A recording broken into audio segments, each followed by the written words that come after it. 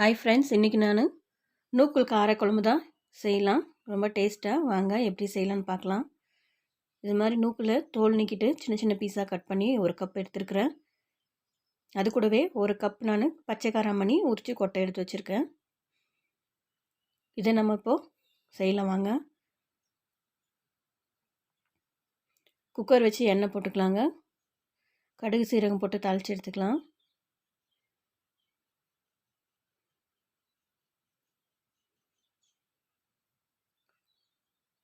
கடுகு பொரிய ஆரம்பிச்சிருச்சு. வெங்காயமும் கருவேப்பிலை சேர்த்துக்கலாம்.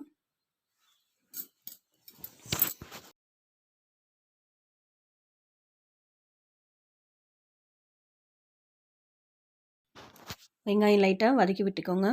இப்போ நம்ம தக்காளி ஒன்று கட் பண்ணி இதில் போட்டுக்கலாம்.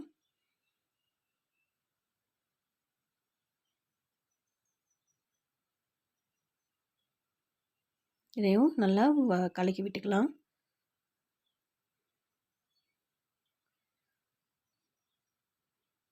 இதில் நம்ம நூக்கலும் பச்சை காராமணியும் சேர்த்துக்கலாம்.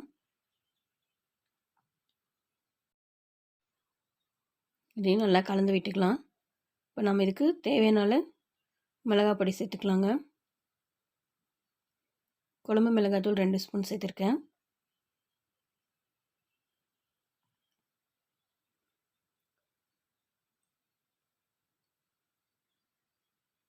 கூடவே சால்ட் சேர்த்துக்கலாம். இதை 2 நிமிஷம் நல்லா கலந்து விட்டுக்கலாம்.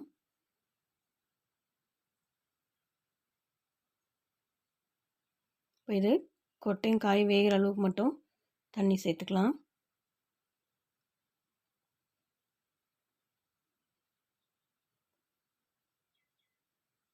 இது வெந்து வரட்டுங்க. அதுக்குள்ளே நம்ம காரக்குழம்புக்கு தேவையான மசாலா அரைச்சி எடுத்துகிட்டு வந்துடலாம். ஒரு வெங்காயம் சேர்த்துருக்கேன். 2 தக்காளி, புளி சேர்த்துருக்கேன்.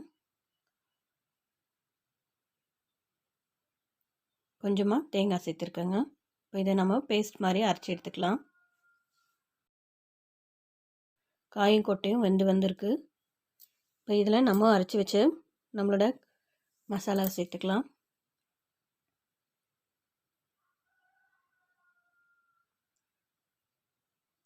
தேவையான அளவுக்கு தண்ணி சேர்த்துக்கலாங்க. நீங்கள் இதை சாதத்துக்கு, சப்பாத்திக்கு எது வேணாலும் சாப்பிட்லாம். உங்களுக்கு எப்படி தேவையோ அதுக்கேற்ற மாதிரி தண்ணி சேர்த்துக்கோங்க.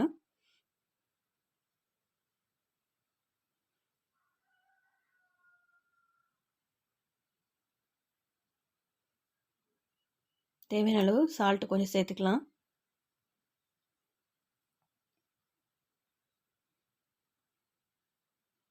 இப்போ நம்ம இதை மூடி போட்டு வேக விட்டுடலாங்க. நான் ஒரே ஒரு விசில் மட்டும் விட்டு எடுத்துக்கிறேன். அவ்வளோதான், சூப்பராக ரெடி ஆகிக்குது நம்மளோட காரக்குழம்பு.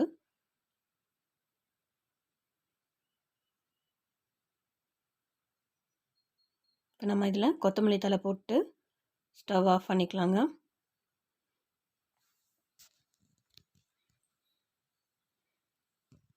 இது நூக்கல் கூட நம்மளோட பச்சை காராமணி கொட்டை போட்டு செஞ்சால் ரொம்ப டேஸ்ட்டாக இருக்குங்க.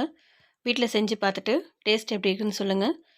கூடவே என்னோடய சேனலை சப்ஸ்கிரைப் பண்ணிக்கோங்க. அப்போ தான் நான் போடுற வீடியோ உங்களுக்கு சேரும். தேங்க்யூ.